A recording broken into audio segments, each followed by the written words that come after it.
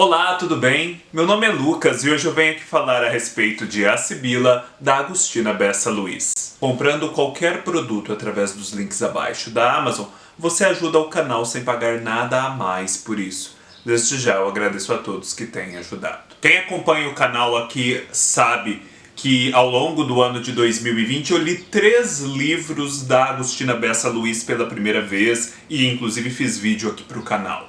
Vale Abraão, O Mosteiro e por fim Santo Antônio. Então, se eu estou aqui lendo um 4º livro no mesmo ano dessa escritora que eu descobri agora, é porque eu gostei muito dela e ela tem muita qualidade e ela é um verdadeiro universo a ser desbravado. E eu decidi fazer um começo diferente do comum, porque o comum é que as pessoas comecem lendo este A Sibila. Não só porque ele talvez seja o livro dela mais fácil de se encontrar no Brasil, como também porque é o seu clássico mais reconhecido lá fora, em Portugal, inclusive ao ponto de os estudantes terem que ler este livro obrigatoriamente na escola portuguesa. Então, finalmente, eu li A Sibila e só posso dizer que este livro merece a fama que tem, porque certamente, isto já é um spoiler, ele entrou para minha lista de favoritos da vida, com certeza de melhores leituras do ano. Aqui a Agostina Bessa Luiz vai contar a história da Joaquina Augusta, ou Quina, que é uma mulher da família Teixeira que mora ali em Portugal, numa zona rural, e que se vê em determinada quadra da sua vida herdeira e administradora de algumas propriedades rurais. A Agostina vai contar essa história de uma forma um pouco diferente, porque nada é tão linear, tão explícito assim.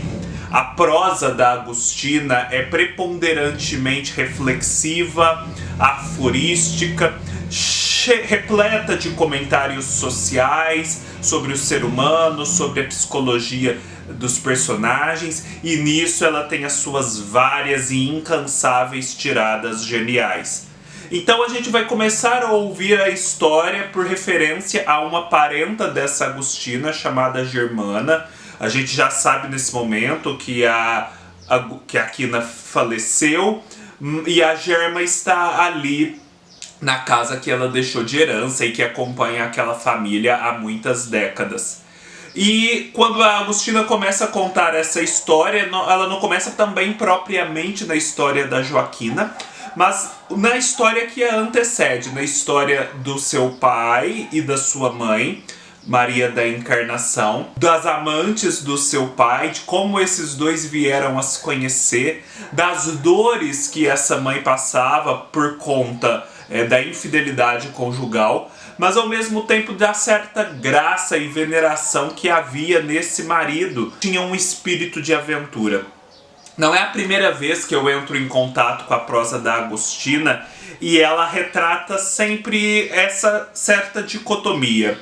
Homens aventureiros e, portanto, irresponsáveis, e mulheres que têm que, apesar das aparências sociais, levar a cabo a liderança de suas famílias, tomar para si a tarefa de planejar, de economizar, de fazer o que precisa ser feito sob pena de aquela família vir à ruína. Aqui não é diferente, a Maria da Encarnação sofre calada e por conta desses sofrimentos ela custa a ter filhos, poucos filhos vingam. Por fim, depois de uma filha mais velha chamada Justina, por alcunha Estina, ela tem a sua filha Joaquina Augusta, também conhecida como Quina. Desde logo sabemos que a Quina não é a filha preferida de Maria da Encarnação. Por outro lado, é ela sim a filha favorita do pai. Mas por não ser a filha favorita da mãe, a mãe sempre tende a poupar a Estina das tarefas domésticas, da labuta, de muitas cobranças, além de devotar muito amor a ela, e colocar a Quina para fazer esse trabalho duro e sob um jugo assim apenas de repreensões, de admoestações, sem muito carinho. Então o que resta de carinho a Kina é o que o pai tem a lhe dar. Só que o pai é esse fanfarrão. Então a Kina cresce com esse concomitante senso de uma grande responsabilidade, sendo muito adulta desde o princípio, e também com um pendor para admirar e incentivar, de certo modo, essa fanfarronice, esse desregramento dos homens. Ela vai crescendo, então a família vai se constituindo, os irmãos casam, porque depois há outros 2 irmãos também, um deles morre. Isso não é spoiler porque não é tão decisivo para a história. E a Kina não se casa, a Kina fica na administração daquela propriedade, restam ela e a mãe, e ela cresce também em presença junto à mãe. Ela passa meio que a dominar a mãe, porque enfim ela lidera aquela propriedade, mas tudo óbvio, de uma forma muito afável, não de vingança. E a Kina, ela tem um senso prático maravilhoso. E é nisso que a Agostina vai fazer a sua exploração psicológica e humanística, sobretudo, para desvendar para nós esta sibila do título, né? Sibila, que remete às oraculistas da antiguidade, as que poderiam prever o futuro e descobrir o que estava encoberto no presente. A Kina, com esse seu senso prático, com esse seu amor ao dinheiro, ao negócio, às propriedades, aos juros, às vendas, ao comércio, à labuta do campo, às transações do mundo, a essa mundanidade, ela se devota a isso, e a Agostina descreve isso muito bem, como uma religião, como algo místico, e algo um pouco de instintivo nisso, de muita sabedoria e iluminação que ela compartilha com o povo.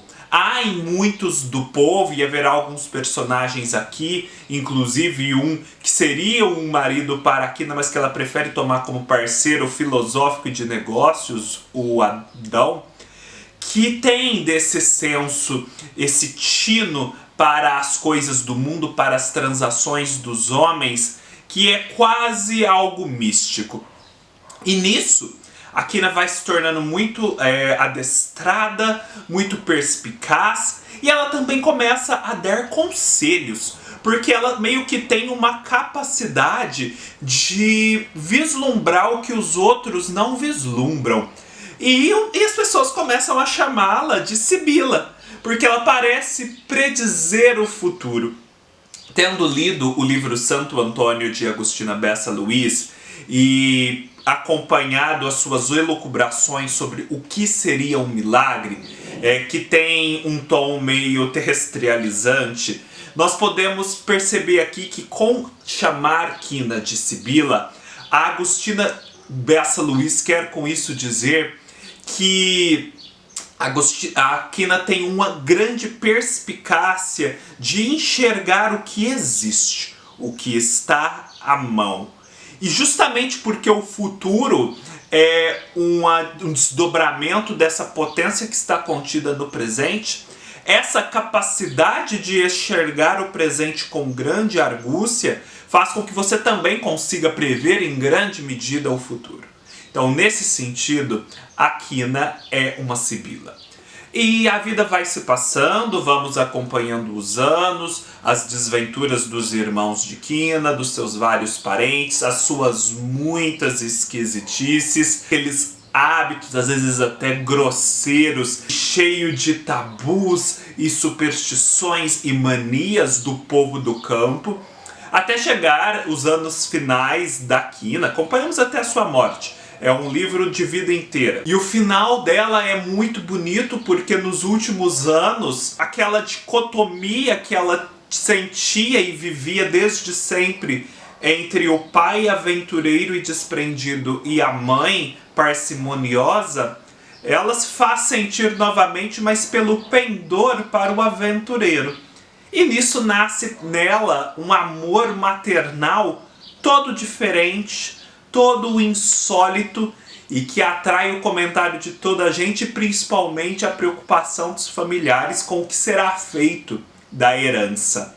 E a forma como ela lida com esse amor e com essa própria herança revelam muito que está arraigado nesse povo, do que lhe é mais caro no fim das contas. É acompanhar as descrições que a Agostina faz do pensamento, da psicologia dessas pessoas mais simples, a linguagem que elas utilizam é uma delícia, na medida em que isso tudo parece tão distante de nós, afinal Portugal está do outro lado do Atlântico, a história se passa provavelmente no começo do século XX. Mas as expressões e as manias, pelo menos para mim, se parecem tanto com o que eu vivi na infância e ainda vivo em certa medida no interior de São Paulo, com os meus parentes mais velhos, com a minha família. Expressões que eu pensava que os meus avós utilizavam como gírias, como regionalismos, eu percebo com a Agostina que são expressões portuguesas consagradas, do povo português mais simples. E é impressionante como isso se manteve mesmo aqui no Brasil, depois de tantos anos, né? Essa tradição oral, esse modo de ver o mundo. Para vocês verem que, às vezes, as transformações no mundo, elas são muito mais difíceis de serem feitas do que nós imaginamos, né? Muito mais se conserva de hábitos e de linguagens e visões do que poderíamos supor. Então, esse senso de familiaridade e, portanto, de descoberta do que está próximo de nós, e não só do que se passa lá no Portugal distante, permeia todo o livro e o torna ainda mais cativante. A escrita da Agostina, como eu disse, é aforística, é muito reflexiva. Em Vale Abraão, particularmente, eu senti isso de forma até dolorosa, porque eu tive dificuldades em avançar com o livro, apesar de admirá-lo muito e saber que ele é uma obra-prima. Mas, lendo a Sibila, eu já posso indicar para vocês, com certeza, este como um livro que constitui uma boa porta de entrada para a escritura, porque apesar de ser igualmente denso, aforístico, reflexivo, etc., isso é feito de uma forma um pouco mais convidativa e acessível do que, por exemplo, em Vale Abraão. Enfim, falando assim, parece que não é tão interessante. Porque seria necessário, gente, eu apontar um por um todas as tiradas geniais, todas as percepções de gênio que a Agostina tem aqui ao longo deste livro, assim, repetidas vezes. Isso não é possível fazer num vídeo, eu preciso apenas expor em linhas gerais a trama e as características do estilo. Mas é algo que quando você pega e lê, você com certeza entenderá o porquê eu considero este agora um dos livros da vida e com certeza uma das melhores leituras do ano. Fica a dica, esta é uma edição que a Folha de São Paulo publicou recentemente sob a coleção Mulheres na Literatura. É possível encontrá-la em sebos por aí, por um preço bem acessível. Esta mesma que eu tenho, eu comprei em sebos e veio em ótimo estado, novíssima. Se vocês também quiserem, vocês podem importar de Portugal a edição atual da editora Relógio d'Água.